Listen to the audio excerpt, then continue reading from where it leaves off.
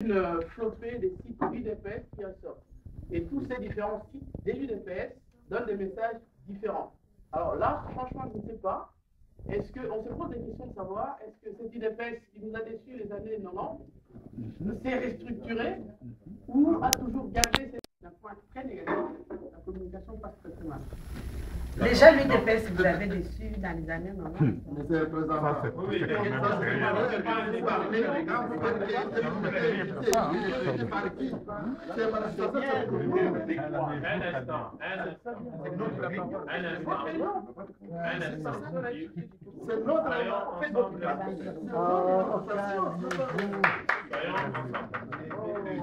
Donc, je vous prie de ne pas mélanger les débats. S'il vous plaît, deux points droit. Merci. Essayons de ne pas mélanger les débats. Donc, s'il y a des points, on pourra toujours les traiter. Il y a des divers. Hein. Donc, ne mélangeons pas. Nous sommes là en train de régler ça. Donc, le 23. Donc, la communication par rapport à leur fin, quand on organisait pour avertir les gens qui avaient. Donc, on note communication. OK.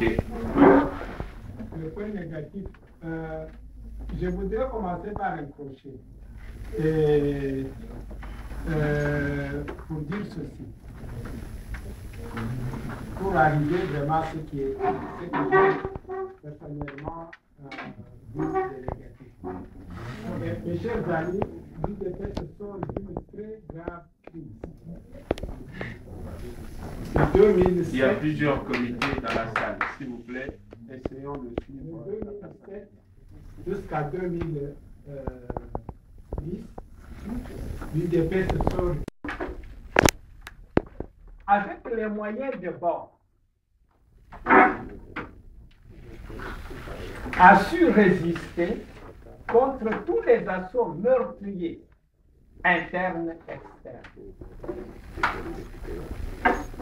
Je parle des moyens de bord, c'est-à-dire un parti qui n'a pas exercé le pouvoir, mais toujours avec les cotisations des membres pour l'intérêt supérieur de la nation.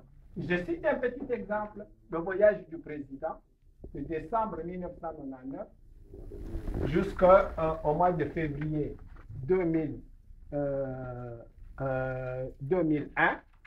Le président national était ici à l'extérieur pendant tout ce temps-là pour plaider en faveur de la tenue du dialogue intercongolais. Samson, vous êtes en train de me distraire. Le président national était ici à l'extérieur pour plaider en faveur de la tenue du dialogue intercongolais.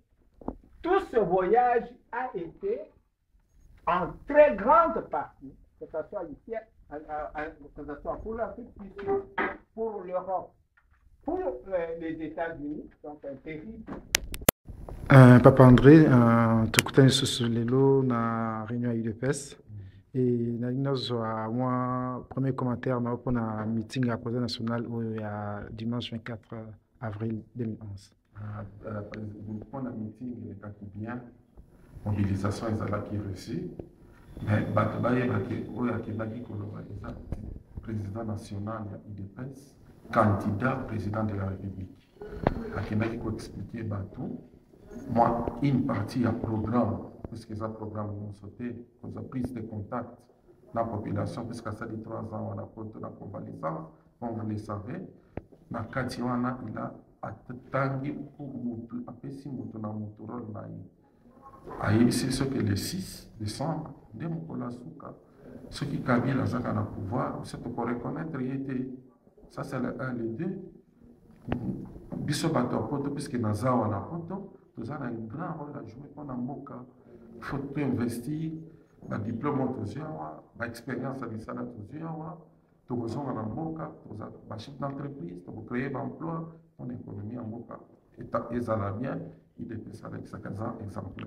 Bon message, nous européens, ça va être une idée qu'il y a révolution. Bon, ça ne va pas santé ou bien ça non, mais révolution, ça n'a pas petit malin de malin. Et c'est tant que la Tunisie ou bien en Égypte, bamonaki leader liboso ya révolution eza peuple ye moko motu azwaki initiative na ye balider baadopte oyo peuple asengi. Ça c'est la Tunisie.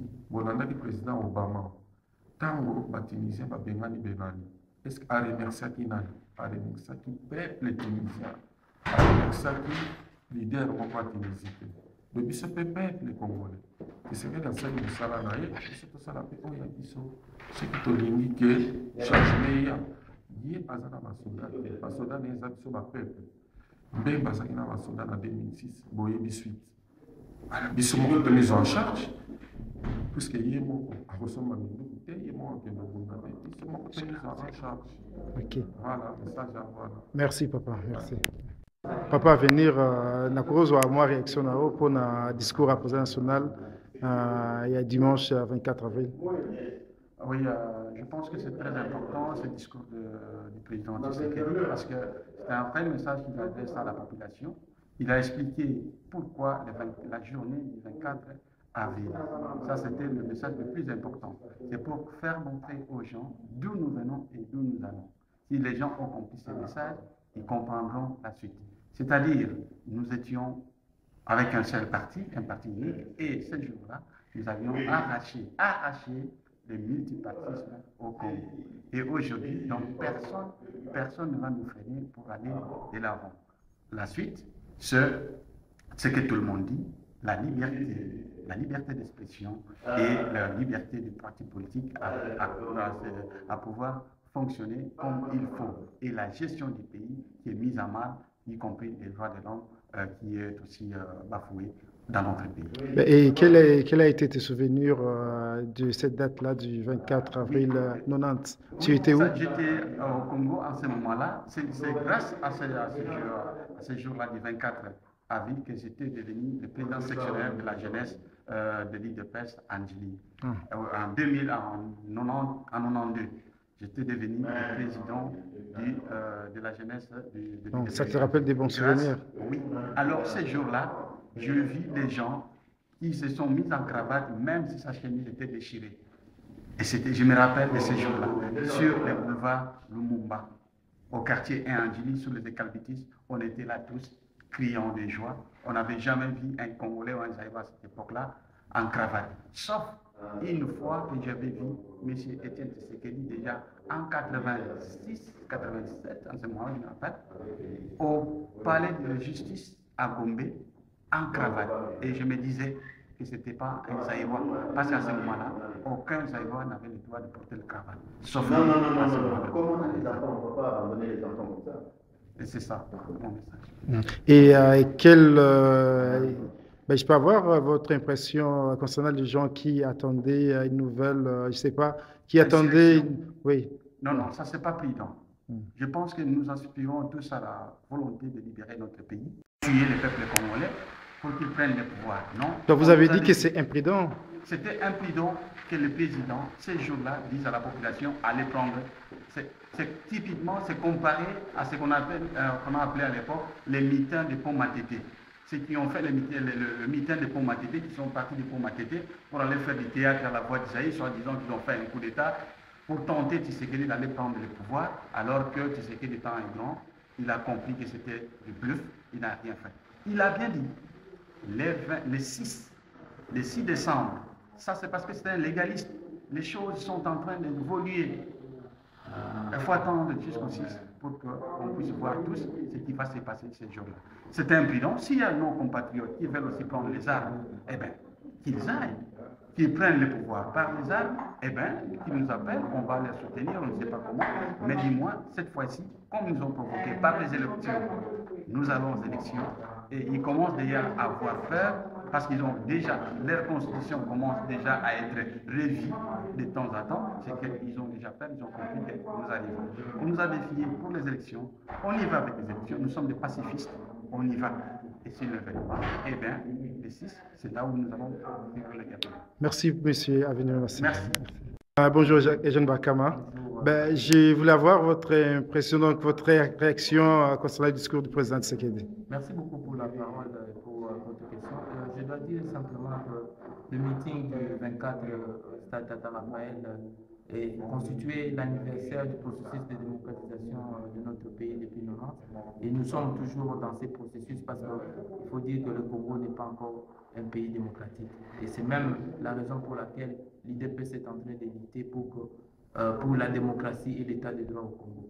Et si je dois analyser, faire une lecture de ces discours, je dois dire simplement que ces discours étaient adaptés à la circonstance, c'est-à-dire l'anniversaire. Ce n'était pas une campagne politique, c'était un discours adapté par rapport à cet anniversaire.